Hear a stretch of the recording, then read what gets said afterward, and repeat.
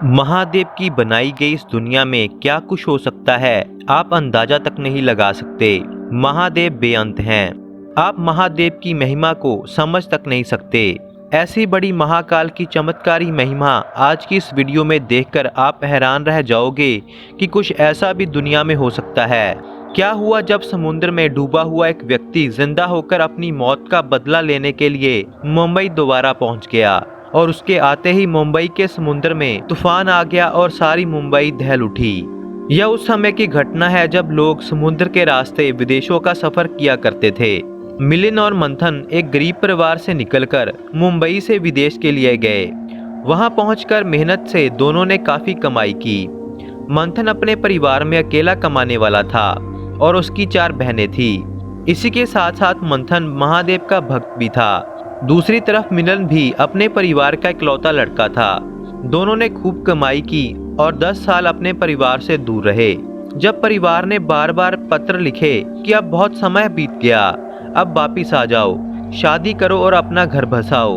अब तक मिलन और मंथन के पास 50,000 रुपए हो चुके थे। उस समय के 50,000 आज के समय में करोड़ों की कीमत के होंगे। सो दोनों ने सोचा कि बहुत समय से परिवार से दूर हैं, परिवार के पास जाने का अब समय आ चुका है। मंथन ने तो अपनी बहनों की शादी भी करवानी थी। सो दोनों ने अपने जीवन भर की कमाई साथ लेकर मुंबई जाकर जीवन शुरू करने की सोची। दोनों ने समुद्री जहाज का सफर भारत के लिए शुरू किया। लेकिन लालच व्यक्ति का सारा जीवन बदल देता है, इससे बचा नहीं जा सकता।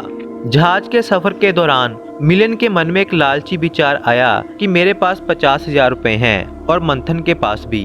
मंथन के 50,000 भी उसे मिल जाए तो सारी उम्र कमाने की जरूरत नहीं पड़ेगी। इस समुद्र में अगर मंथन को गायब करवा दिया जाए तो किसी को कुछ पता नहीं चलेगा। उस समय सिर्फ मिलिंद को ही पता था कि मंथन के पास इतना ज्यादा रुपया है। चालाकी से मिलिंद ने मंथन को जहाज के डेक पर रात के समय बुलाया और उसे समुद्र में धक्का दे दिया और किसी को पता तक नहीं चला। अब मिलिंद के पास 1 लाख रुपए हो चुके थे। मिलिंद अपने घर पहुंचा, अपना नया घर बनवाया, शादी की और परिवार के साथ आराम से रहने लगा। उधर मंथन का परिवार आज तक अपने बेटे के इंतजार में मिलिंद के पास आकर पूछता तो मिलिंद कहता कि मंथन ने विदेश में किसी लड़की के साथ शादी कर ली है, अब वह वापिस कभी नहीं आएगा।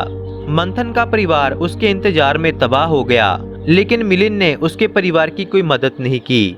कुछ समय बाद मिलिंद के घर में एक लड़के का जन्म हुआ, लेकिन जल्द ही पता चला कि मिलिंद का वह लड़का ना तो बोल पाएगा, ना ही सुन पाएगा और ना ही कभी हिल पाएगा। कुछ ऐसी बीमारी के साथ वह लड़का जन्म लेता है और इस लड़के के बाद मिलिंद कभी बाप भी नहीं बन पाया। मिलिंद अब तक अरबों का मालिक बन चुका था। इतना कमाया गया पैसा अब वह किसे देता। सो अपने बीमार बच्चे को ठीक करवाने के लिए उसने काफी कोशिश की। कोई डॉक्टर, कोई वैद्य नहीं छोड़ा, यहाँ तक कि उसकी पत्नी भी गुजर गई। उसकी जायदाद, उसका एक एक पैसा अपने बच्चे के इलाज में खर्च होने लगा, लेकिन वह बच्चा कभी भी ठीक नहीं हो पाया। अब वह बच्चा 18 वर्ष का हो चुका था। मिलिंद की सारी संपत्ति भी खत्म हो चुकी थी। एक दिन अपने लड़के के पास बैठकर मिलिंद को सोच ही रहा था कि अचानक से एक साधु उनके घर पर आया। साधु से अपने बच्चे के ठीक होने की कामना कर मिलिंद ने अपने जेब से कुछ पैसे निकालकर साधु को देने की कोशिश की। उस समय मिलिंद की जेब में सिर्फ 100 रुपए का नोट ही था। 100 रुपए साधु को दिए और साधु वहां से चला गया। जब साधु घर से निकला तो एक हंसने की आवाज मिलिंद को सुनाई दी। जब पीछे देखा तो मिलिंद का वह बच्चा जो 18 वर्षों से हिला तक नहीं था, वह उठकर बैठा था और वह हंस रहा था। मिलिंद बहुत खुश हुआ कि साधु ने मेरे बच्चे को ठीक कर दिया।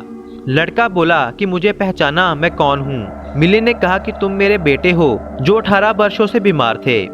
हंसते हुए वह बच्चा बोला कि मैं तुम्हारा बेटा नहीं बल्कि मंथन हूँ, जिसे तुमने समुद्र में फेंक दिया था और मेरे पैसे लालच की वजह से अपने पास रख लिए थे।